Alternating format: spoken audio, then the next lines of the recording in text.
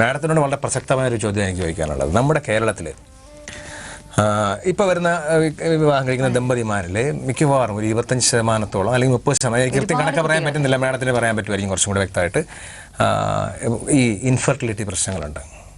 അപ്പോൾ അത് ട്രീറ്റ് ചെയ്യുന്ന ഒരാളെന്നുള്ള നിലയിലും അപ്പോൾ ഒരു ഈ സാറ് പറഞ്ഞ പോലെ തന്നെ ഒരു ജനറേഷൻ ഉണ്ടാക്കിയെടുക്കുന്നതിൽ പുതിയ കുഞ്ഞ്, അപ്പോൾ അത് അതിനകത്ത് ടെക്നോളജി ഡെവലപ്പായി, മെഡിക്കൽ സയൻസ്, അപ്പോൾ അത് മാഡം അത് ഇപ്പോഴത്തെ കാലത്ത് അതൊരു ബിസിനസ് ലെവലിലേക്ക് മാറിയിട്ടുണ്ടെന്ന് പലരും പറയുന്നു.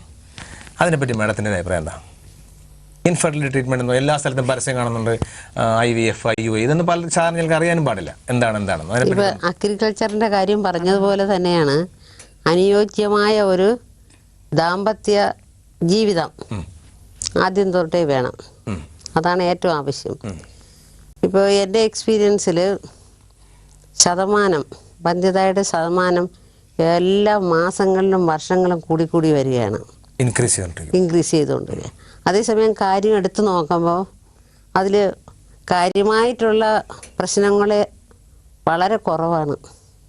അതായത് പലരും കല്യാണം കഴിഞ്ഞ് 1 മാസം തികയുന്നതിന് മുന്നേ എന്തെങ്കിലും വന്ധ്യതാ പ്രശ്നമുണ്ടോ എന്ന് കേരളത്തില് ഒരു 80% യുവാക്കളും ഗൾഫ് രാജ്യങ്ങളിൽ ജോലി ചെയ്യാണ്, അല്ലാത്തവരും പല സ്ഥലങ്ങളിൽ ജോലിക്ക് പൊയ്ക്കൊണ്ടിരിക്കുകയാണ്.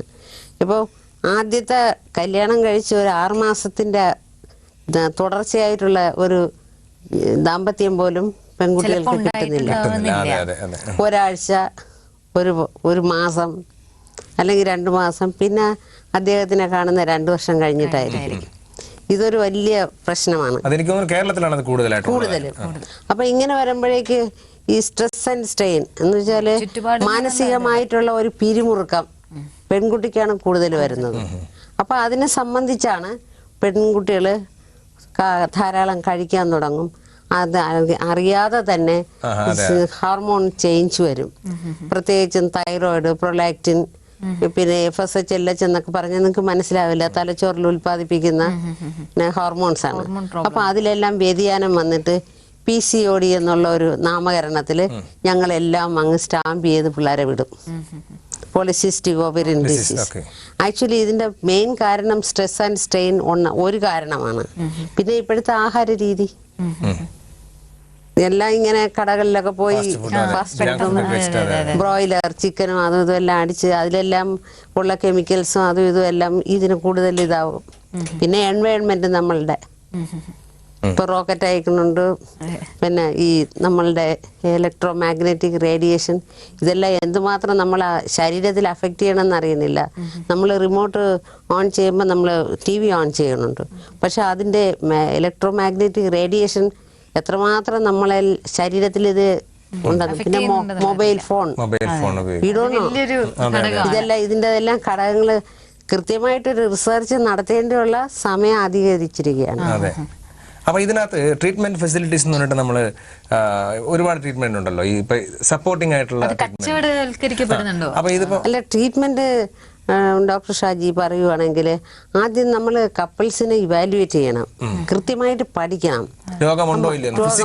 ഫിസിക്കൽ പ്രശ്നമാണോ, വേറെ എന്തെങ്കിലും ഹോർമോണലാണോ, പഠിച്ചാൽ മാത്രം പോരാ. അത് നമ്മൾക്ക് വരുന്ന പേഷ്യൻസായിട്ട് വരുന്ന ഇവരെ വന്ധ്യതയ്ക്ക് വേണ്ടി വരുന്നവർക്ക് നമ്മൾ എക്സ്പ്ലെയിൻ ചെയ്ത് കൊടുക്കണം, മനസ്സിലാക്കി കൊടുക്കണം. ഞാൻ സാധാരണ അവരുടെ എഡ്യൂക്കേഷൻ ക്വാളിഫിക്കേഷൻ ചോദിക്കും. അവരുടെ ആ സ്റ്റാൻഡേർഡിൽ നമ്മൾ വരണം. സ്റ്റാൻഡേർഡിൽ നമ്മൾ വന്ന് അവർക്ക് മനസ്സിലാക്കി കൊടുക്കണം, എങ്ങനെയൊക്കെയാണ് കാരണങ്ങൾ, ഇവിടെയാണ് നിങ്ങൾക്ക് പ്രശ്നം. ആ പ്രശ്നം മനസ്സിലാക്കിയിട്ട് ട്രീറ്റ്മെന്റ് കൊടുത്തു കഴിഞ്ഞാൽ ഏറെക്കുറെ നമുക്ക് ഉദ്ദേശിച്ച കാര്യം സാധിക്കുകയും ചെയ്യാം. അവർക്കും കൂടുതൽ ചെലവാകുകയില്ല, മാനസിക പ്രശ്നങ്ങളും കുറയും. മാഡത്തിന്റെ ഇത്രയും കാലത്തെ എക്സ്പീരിയൻസ് വെച്ച് നോക്കുമ്പോൾ മാഡം ആയിട്ട് ട്രീറ്റ് ചെയ്തിട്ട് ഇപ്പൊ കുഞ്ഞുണ്ടാകാത്ത ഒരു മറക്കാൻ പറ്റാത്തൊരു അനുഭവം, അതായത് പിന്നെ വളരെ വർഷങ്ങളായിട്ട് കുഞ്ഞുങ്ങളില്ലാത്ത ജെന്യൂൻ ആയിട്ടുള്ള കേസുകൾക്ക് അങ്ങനെയുള്ള കേസുകൾ മാഡം എത്ര ട്രീറ്റ്മെന്റ് ചെയ്തിട്ട് സക്സസ് ആക്കിയിട്ടുണ്ട് എന്ന് വെച്ചാൽ എത്ര കുഞ്ഞുങ്ങളെ മാഡത്തിന്റെ കൈകളിലൂടെ, ഇൻ ദ സെൻസ് നോർമലി ഒരു ഗൈനക്കോളജി ആണെങ്കിൽ പ്രസവിക്കുന്ന അല്ലെങ്കിൽ സിസ്റ്ററിനാകുമ്പോൾ കുഞ്ഞുങ്ങളെ എടുത്തു കൊടുക്കുന്നതിലുപരി ആ കുഞ്ഞിന്റെ ആദ്യത്തെ വളർച്ചയുടെ എല്ലാ സ്റ്റെപ്പുകളിലും സപ്പോർട്ട് ചെയ്തുകൊണ്ട് മാഡം എത്ര കുഞ്ഞുങ്ങളെ നമ്മുടെ ലോകത്തിന് സമ്മാനിച്ചിട്ടുണ്ടാവും? ഒരു കണക്ക് പിടിയില്ല, ഒരുപാട് കുട്ടികളെ ഉണ്ടായിട്ടുണ്ട്. എങ്കിലും ഒരു കേസ് അവർ തന്നെ ഒരു താങ്ക്സ് ഗിവിംഗ് ആയിട്ട് പേപ്പറിലിട്ടു.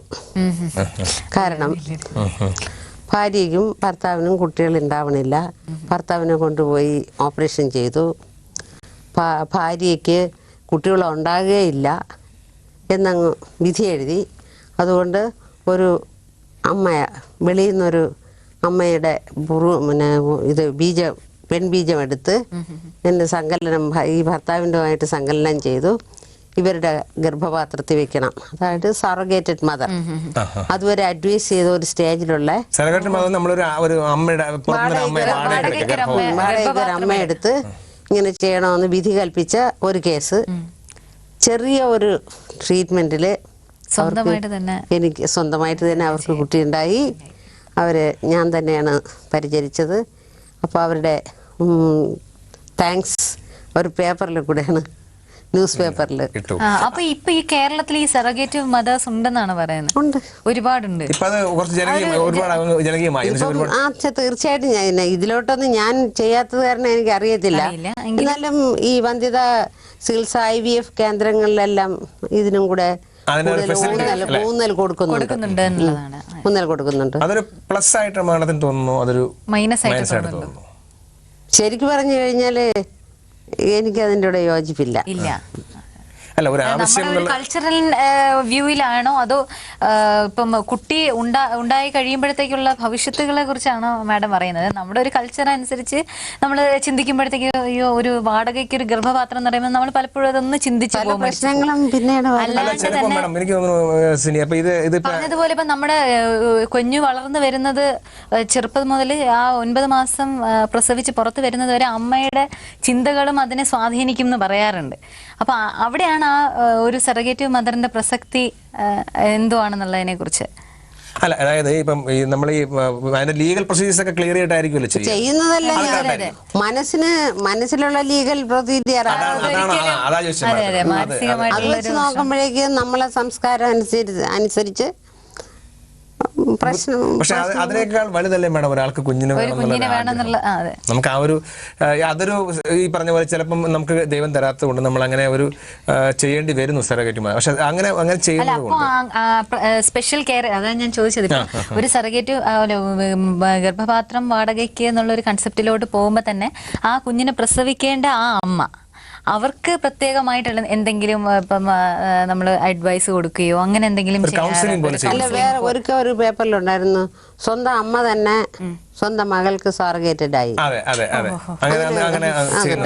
അപ്പൊ അതിലത്ര സ്ട്രെയിൻ വരാൻ കാര്യമില്ല. അപ്പൊ എന്നാലും അവിടെയും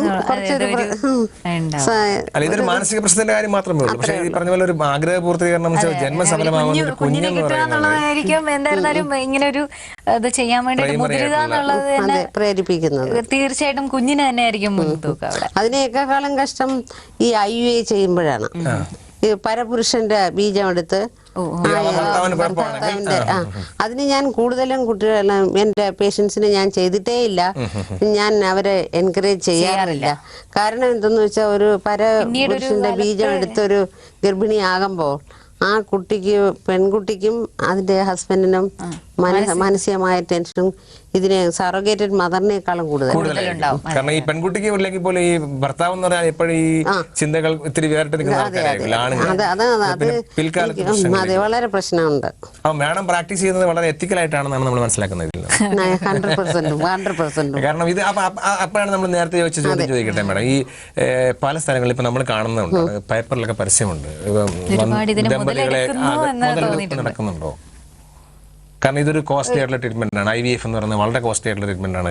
അപ്പോൾ അത് ഒരു പ്രാവശ്യം ചെയ്തില്ലെങ്കിൽ 2 പ്രാവശ്യം ചെയ്യുമ്പോഴേക്കും ആക്ച്വലി ഇപ്പോൾ ലക്ഷങ്ങൾ വില വരുന്ന ട്രീറ്റ്മെന്റ് ആണ്. അപ്പോൾ അതിങ്ങനെ ആൾക്കാർ ബിസിനസ് ആക്കി തന്നെ മാറ്റുന്നുണ്ടോ എന്നുള്ളത്?